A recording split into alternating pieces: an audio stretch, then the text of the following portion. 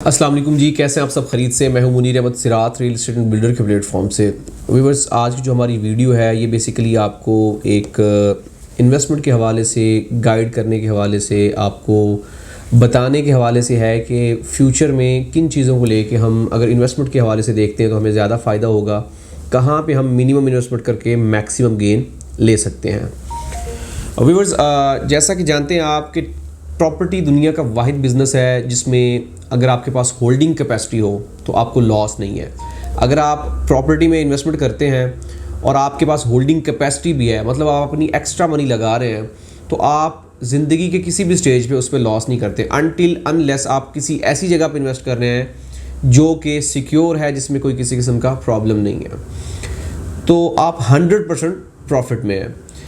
Basically आज की जो हमारी वीडियो बनाने का मकसद ये है कि काफ़ी सारे क्लाइंट्स, काफ़ी सारे हमारे दोस्तों ने ये बोला है कि हमें ऐसी अपॉर्चुनिटीज़ बताई जाएं जो कि अगर हम इजी इंस्टॉलमेंट्स की तरफ लेके चलते हैं, उनको हम 2 साल 3 साल 4 साल की इंस्टॉलमेंट्स के ऊपर करते हैं, तो क्या हम उसको सिक्योर कर सकते हैं। और हमें इसके बारे में बताया जाए कि जिसमें अगर हम ऐसी इन्वेस्टमेंट करते हैं तो उसमें हमें कितना प्रॉफिट आ सकता है, क्या फ़ायदा मिल सकता है और किस हद तक उसमें हम अपनी जो हमारी सेटिस्फेक्शन है उसको हम लेके चल सकते हैं। बेसिकली बहुत सारे ओवरसीज़ पाकिस्तानी और पाकिस्तान में मौजूद काफ़ी सारे लोग ऐसे हैं जो कि आप ऑब्वियसली कह सकते हैं कि उनकी मंथली इनकम होती है, सैलरी होती है, या कोई भी ऐसा ज़राए होते हैं जिनके ऊपर उनको मंथली एक फ़िक्स अमाउंट मिलती है जिसके थ्रू वो अपने एक्सपेंसेस और दूसरे मामलात को लेकर कंटिन्यू करते हैं।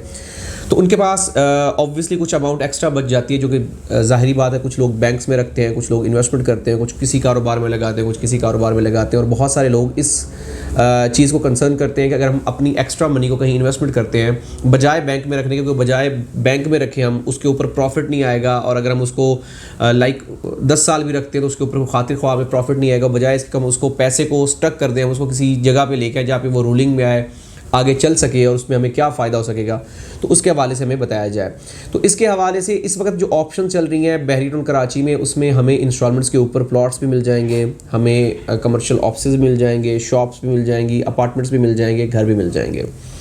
बेसिकली हर बंदा अपने बजट के मुताबिक चीज़ को अगर जो है वो कैरी करता है, चीज़ को लेकर चलता है, तो उसमें वो आसान एक साथ के थ्रू प्रॉपर्टी को परचेज़ कर सकता है और 2 साल 3 साल के बाद उसी प्रॉपर्टी से वो एक अच्छी खासी अमाउंट अर्न कर सकता है। और उसको अगर वो यूटिलाइज़ करना चाहे तो अच्छी खासी अमाउंट उस सेंस में भी उसको मिल जाएगी। एग्जाम्पल के तौर पर आज आपने 10 लाख की प्रॉपर्टी एक देखी जिसकी डाउन पेमेंट 1 लाख रुपए है, आपने 1 लाख रुपए पे कर दिया, रिमेनिंग 9 लाख आपने 3 साल में पे करना है। मतलब 3 साल के बाद जब आपने उसकी 10 लाख की अमाउंट पे कर देनी, तो आपकी 10 लाख वाली प्रॉपर्टी अगर मिनिमम भी होगी तो मिनिमम भी आपकी 20 लाख 30 लाख या 40 लाख की होगी। 20 लाख से मैंने स्टार्ट इसलिए किया कि अगर मार्केट बहुत स्लो होती है, डाउन होती है, मार्केट किसी भी तरीके से नहीं चल पाती, तो वो मिनिमम 3 साल के बाद उसको 100% प्रॉफिट देगा। और अगर मार्केट बहुत अच्छी होती है तो वो उसके ऊपर 200 300 इवन 400% भी प्रॉफिट उसके ऊपर अर्न कर सकता है। साथ साथ जब उसकी 3 साल के बाद प्रॉपर्टी इस सिचुएशन में होगी कि वो मैच्योर हो चुकी है, वो चाहता है कि वो उसको बेचना नहीं चाह रहा, उसको वो रेंटल इनकम, मतलब एक फ़िक्स रेंटल इनकम जनरेट करवाना चाह रहा है, तो उसको रेंट आउट कर सकता है ताकि एक फ़िक्स रेंटल इनकम उसके पास आती रहे, ताकि उसके एटलीस्ट किचन एक्सपेंसेस वहाँ से निकलते रहें। थर्ड ऑप्शन ये है कि वो ज़ाती इस्तेमाल में लाना चाहता है। एग्जाम्पल के तौर पे एक बंदा जो 3 साल से रेंट पे रह रहा है किसी जगह पे और उसके पास इतने पैसे नहीं कि वो एक साथ एक प्रॉपर्टी परचेज़ कर सके, तो उसके पास एक छोटी सी अमाउंट है जिसको वो एज अ डाउन पेमेंट किसी भी प्रोजेक्ट में डाल देता है और उसकी इंस्टॉलमेंट्स के थ्रू उसको आगे मैच्योर करने की कोशिश करता है। 3 साल बाद 4 साल के बाद जब वो मैच्योर हो जाती है तो एटलीस्ट उसके पास एक अपना घर बन जाता है जिसको वो ज़ाती इस्तेमाल में ला सकता है। और जो एक रेंट पे रह रहा है उससे उसकी जान छूट जाती है कि वो अच्छी खासी अमाउंट अपनी सेविंग की जो रेंट की मद में जा रही है उससे वो अपने आप को सिक्योर कर सकता है। ये सारी चीज़ें ऐसी हैं बेसिकली कि काफ़ी सारे लोगों का कंसर्न है कि इन्वेस्टमेंट जो हम इंस्टॉलमेंट्स में करते हैं वो कैसी इन्वेस्टमेंट है। 90% लोग पूरी दुनिया में ऐसे हैं जो कि इंस्टॉलमेंट्स के ऊपर प्रॉपर्टीज़ परचेज़ करते हैं, वो चाहे पाकिस्तान में है या पाकिस्तान से बाहर कहीं भी प्रॉपर्टी परचेज़ कर रहे हैं, किसी भी मुल्क के हैं, किसी भी जगह के हैं, तो वो प्रॉपर्टी को जो मतलब प्रायोरिटी देते हैं, जिसके ऊपर वो फोकियत देते हैं, वो ये होती है कि वो इंस्टॉलमेंट्स वाली प्रॉपर्टी है। उसकी सबसे बड़ी रीज़न ये है कि इंस्टॉलमेंट्स में एक तो आपको अमाउंट आहिस्ता आहिस्ता पे करनी पड़ती है। एक साथ अगर एग्जांपल के तौर पे कंपेयर करते हैं, एक 10 करोड़ वाली प्रॉपर्टी है, इसकी 10 करोड़ आपने एक साथ पेमेंट करनी है, और एक प्रॉपर्टी 10 करोड़ की है जिसकी आपने 10 साल में इंस्टॉलमेंट्स पे करनी है। तो आप उस 10 करोड़ से आप अपना कुछ साइड बिजनेस स्टार्ट कर सकते हैं, उसमें से जो आपको प्रॉफिट आएगा उसी प्रॉफिट से आप उसकी इंस्टॉलमेंट्स कंटिन्यू कर सकें, आपकी कैपिटल अमाउंट भी सिक्योर, आपके पास प्रॉफिट की मद में एक प्रॉपर्टी भी बन गई। कल को वही 10 करोड़ जो प्रॉफिट वाली आपकी प्रॉपर्टी है वो 10 करोड़ वाली आपकी 20 करोड़ में हो चुकी होगी, आपकी एक्चुअल अमाउंट भी सिक्योर, एक अलग बिजनेस भी सेटल हो गया। साथ आपकी प्रॉपर्टी भी बन गई। इसके साथ साथ बहुत सारे लोग ऐसे होते हैं जो इनके पास एटलीस्ट ऐसी अपॉर्चुनिटीज़ होती है कि वो अपने पैसे को यूटिलाइज़ कर सकते हैं और अपने पैसे को ऐसी सूरत हाल में लेके जा सकते हैं जाके उनको फ़ायदा होता है। अब बात करते हैं हम बहरिया टाउन के हवाले से कि इस वक्त हमारे पास ऐसी कौन सी ऑप्शंस हैं जहाँ पे अगर हम इंस्टॉलमेंट्स की तरफ जाते हैं तो हमें उसके ऊपर फ़ायदा होगा, हम उस प्रॉपर्टी को लेके अगर हम कंटिन्यू करते हैं तो उसके ऊपर हमें जो है वो हम अपना फ्यूचर सिक्योर कर सकते हैं। इस वक्त अगर हम बात करें प्राइवेटली कंस्ट्रक्शन की जो कि इंस्टॉलमेंट्स के ऊपर बहरिया टाउन में चल रही है, जिसमें ऑफिस हैं, शॉप्स हैं और कमर्शियल अपार्टमेंट्स हैं आपके लाइक जिनको आप यूटिलाइज़ कर सकते हैं, तो वो आपके हम कह सकते हैं कि थीम पार्क जो आपका आ रहा है, एडवेंचरा थीम पार्क, उससे पहले वाला एरिया आ रहा है। अब हम थोड़ा सा बहरिया की हिस्ट्री पे अगर हम थोड़ा सा गौर करेंगे तो हमें आइडिया हो जाएगा कि ये जो स्टार्ट वाले एरियाज़ हैं इनकी अहमियत क्या है, ताकि जब आपको मैं बताना शुरू करूं तो आपकी इंफॉर्मेशन में, आपकी इल्म में इजाफा हो।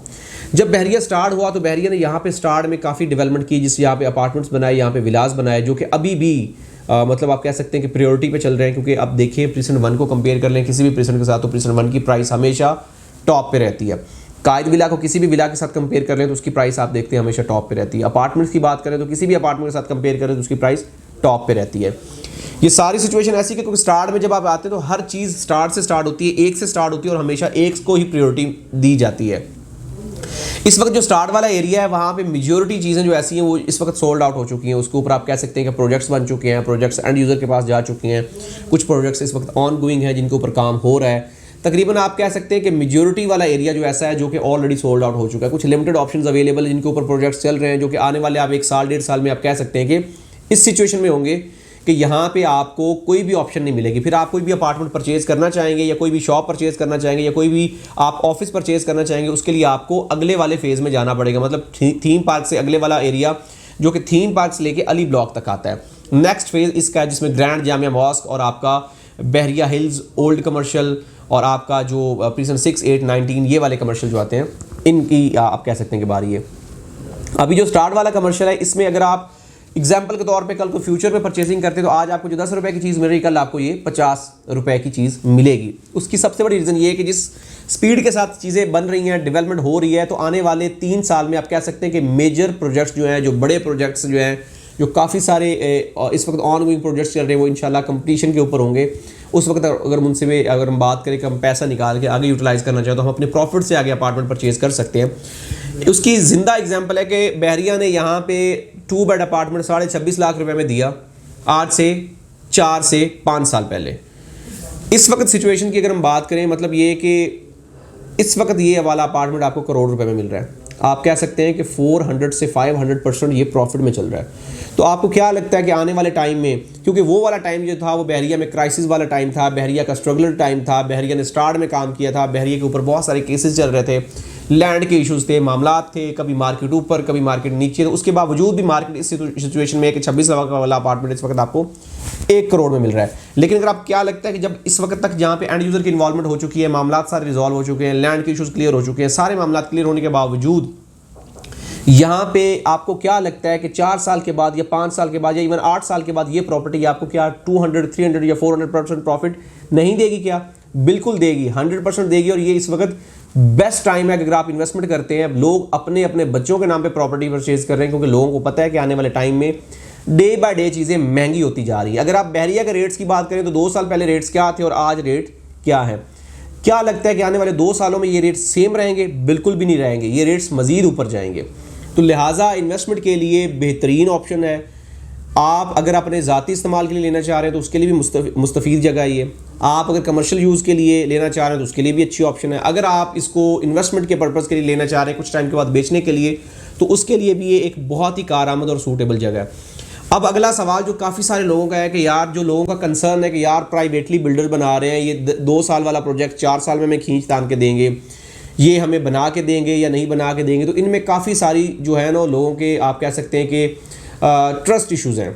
तो उसके ऊपर ये बात जो मैं जुमला कहने जा रहा हूँ ये इंशाल्लाह उम्मीद है कि आपको 99% सेटिस्फाइड करेगा और इंशाल्लाह आप इससे ज़रूर जो है ना वो आपको एक तामुल और आपको एक इत्मीनान की जो है ना वो सांस मिलेगी इंशाल्लाह।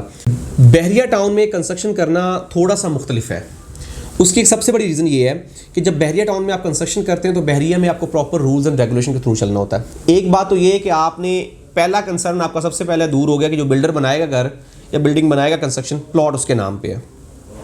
पहला सवाल क्लियर।